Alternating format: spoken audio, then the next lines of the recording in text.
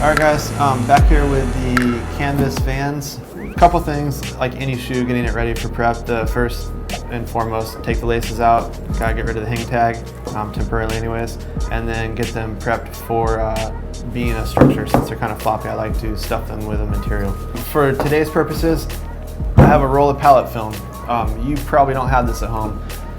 Old socks, t-shirts, garbage bags, plastic grocery bags, all of those are good, viable options for this. All you're doing is making it have some sort of form. You can use the standard shoe trees as well. I prefer the bag method just because on these, there's so much floppiness to them.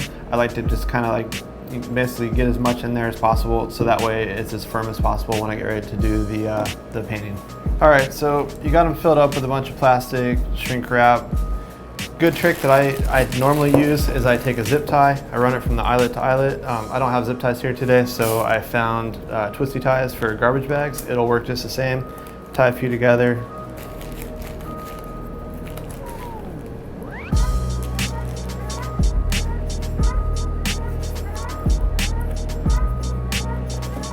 All right, and there we go. Pair of big fat Vans ready to go. Next step, tape. Best tape to use for most of the soles is the vinyl tape. It stretches, it conforms, it's got a good adhesion property. It stays where it's supposed to for the most part. I always find the inside edge to start with. That way I know where I'm starting at. I know where to pull the tape once I'm done with the shoe. And this part's pretty crucial. You want to line it up really well. And as many of you know, on Vans, they're not going to be perfectly straight. They're all handmade, so you got to kind of conform around with it. And you want to find that edge. And just slowly, without cutting the tape, you want to keep it all one solid piece all the way around. That way you only have one edge to deal with.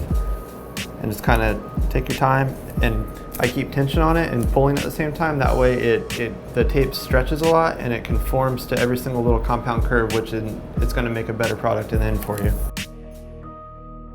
Kind of just curve it around, work it with your other finger as you're going around. Once you get to the toe,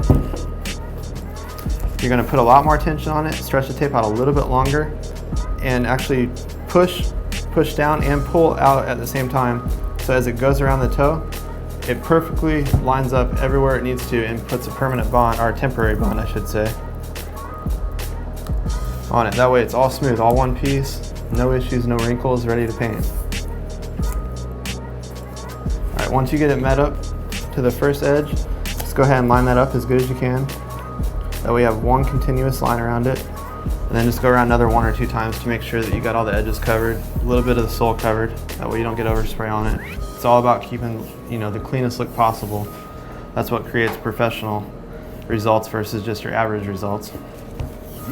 Going around, and now I'm back to where I started. Hold the tape, grab my standard razor blade, nice little cut. Then you'll notice it's around. You basically take the edges, push them in, all the way around, put nice firm pressure, that way it's all not going to go anywhere. And that's pretty much how you get a canvas shoe, Vans, Converse, whatever, prepped for the initial painting process.